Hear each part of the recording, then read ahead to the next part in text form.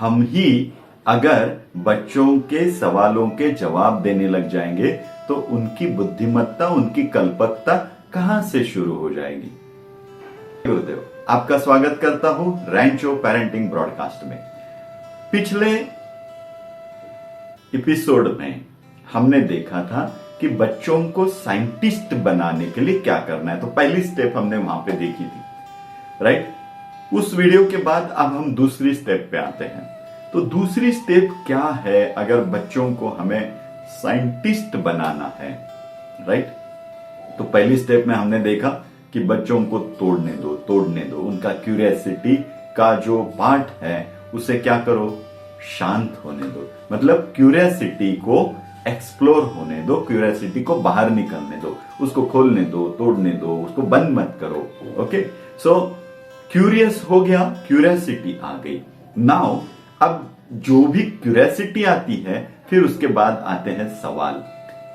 तो बच्चे सवाल पूछते हैं, ये ऐसा क्यों है, ये ऐसा क्या है, ये क्या है, वो क्या है, फिर वो क्यों नहीं वहां पे गया, वो भी क्यों नहीं वहां पे गया, फिर वो अंकल हमारे घर क्यों नहीं आए, फिर वो वैसे ही क्यों खाना खाने चले गए। वो ये हजारों सवाल होते हैं उनकी लेवल के हिसाब से। सो पहले दूसरे साल के बच्चे का सवाल अलग होगा, तीसरे चौथे साल के बच्चों के सवाल अलग होंगे, पांचवें छठवें साल के बच्चों के सवाल अलग होंगे, सातवें आठवें। तो जैसे जैसी उम्र के हिसाब से उनके सवाल और उनका क्यूरियस पार्ट ये बदलते जाता है। सो दूसरा स्टेप साइंटिस्ट बनाने के लिए क्या है कि बच्चों के सवाल जब भी आते हैं तो उनको तुरंत उत्तर देके उन सवालों को शांत ना करें।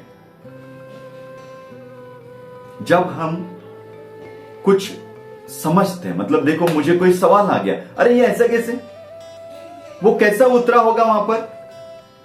तो अगर मुझे किसी ने आके पटापट बोल दिया कि ऐसे नहीं, एक्चुअली मैं आज इधर आ जा, मैं तुझे समझाता हूं, ये ऐसा है, ये ऐसा है, ये ऐसा है और ये ऐसा है, इसलिए वो पटापट चंद्रयान वहां पे उतर गया। नाउ व्हाट हैपन, अब वहां पे मेरे अंदर एक न्यूरॉन्स जग गया था, एक्साइट हो गया था, राइट, उत्तेजित हो गया था वो जानने के लिए, अरे ये कैसे। एंड इमीडिएट आंसर, वो न्यूरॉन्स सो गया। सो ब्रेन की स्थिति में जब बार बार ऐसे हो जाए तो फिर वो न्यूरॉन्स क्या नहीं होता है, टक टक टक पॉप नहीं होता है। सो हमें क्या करना है इसके ऊपर आते हैं। जब भी आपके पास कोई सवाल होता है, डेफिनेटली उसका जवाब भी आपके अंदर ही होता है। भले ही वो जवाब सही हो या गलत हो, लेकिन आप कुछ तो अंदर ऐसा होता है, कुछ तो समझते ही है ना, कुछ तो बात समझते हैं, इसीलिए तो आप सवाल पूछ रहे हो उसको कंफर्म करने के लिए, राइट ना। सो आप जो समझते हैं, जो जानते हैं, उसे बाहर लाने की कोशिश, ये पहला स्टेप होना चाहिए किसी भी बच्चे के आने वाले सवालों के ऊपर पेरेंट्स का। सो जब भी कोई बच्चा सवाल पूछता है तो आपका काम यह है कि उसके अंदर जो ऑलरेडी मौजूद जवाब है वो क्या है उसे बाहर निकाले। तो आप ऐसा बोल सकते हो कि बेटा आपको क्या लगता है, या फिर ऐसा है, हो सकता है क्या, या ऐसा है क्या, आपके हिसाब से क्या है, ये पहले निकालने की कोशिश करें। इसमें ज्यादा जोर भी ना डालें, क्योंकि अगर माइंड ओपन नहीं होना चाहता है और बार बार आप यही पूछ रहे हैं बेटा आपको क्या लगता है, तो शायद वो सवाल लेके फिर से आएगा नहीं, क्योंकि जवाब उसको पता है आपको क्या लगता है। तो इसको भी थंब रूल ना बना लेना, आपको इसमें कल्पक होना पड़ेगा, आपको इसमें बहुत क्रिएटिव होना पड़ेगा कि कैसे निकाले अंदर से बाहर। और इसके लिए बहुत साइकोलॉजी बच्चों की सीखनी होगी, जो कि हम रैंचो पेरेंटिंग क्लब में हर महीने अलग अलग बच्चों के पॉइंट्स और साइकोलॉजी पे बातें करते ही रहते हैं। आपको साइकोलॉजी सीखनी होगी और आपको क्रिएटिव बन के बच्चों के अंदर से पहले जो मौजूद जवाब है उसे बाहर निकालना होगा। एंड देन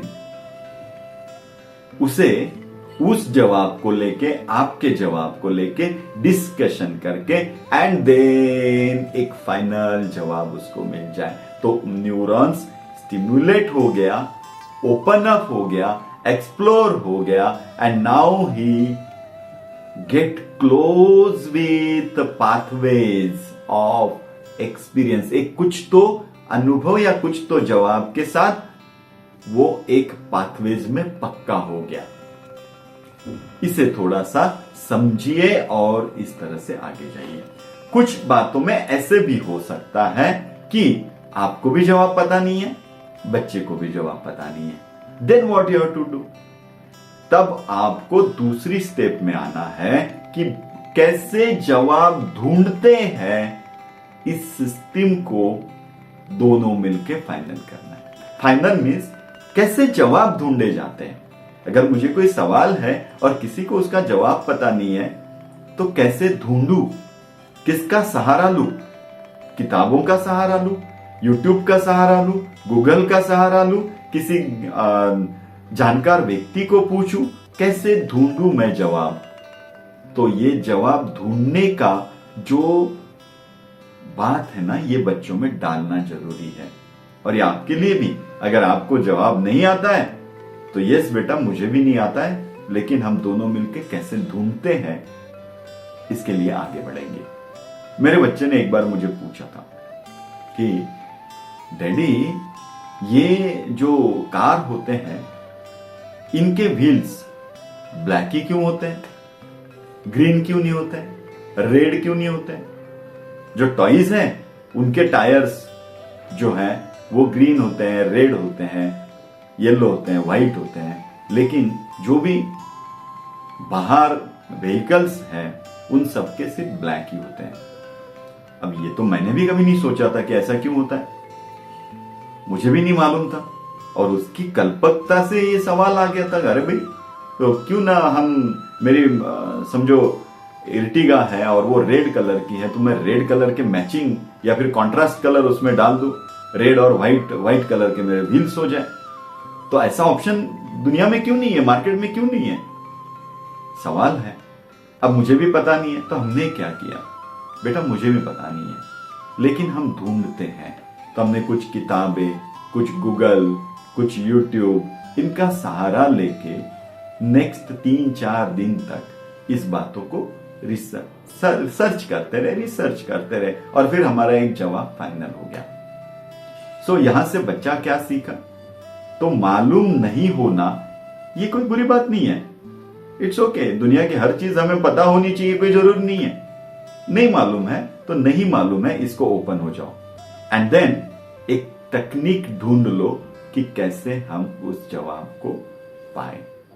देखिए करके, और विस्तार में चाहते हैं तो definitely once in a month Rancho parenting club में आइए और इसको जानिए कितने विस्तार से बच्चों की साइकोलॉजी के साथ हम अच्छे से एक सुपर साइंटिफिक पेरेंटिंग कर सकते हैं। तो साइंटिफिक पेरेंटिंग, रैंचो पेरेंटिंग क्लब, स्वागत है।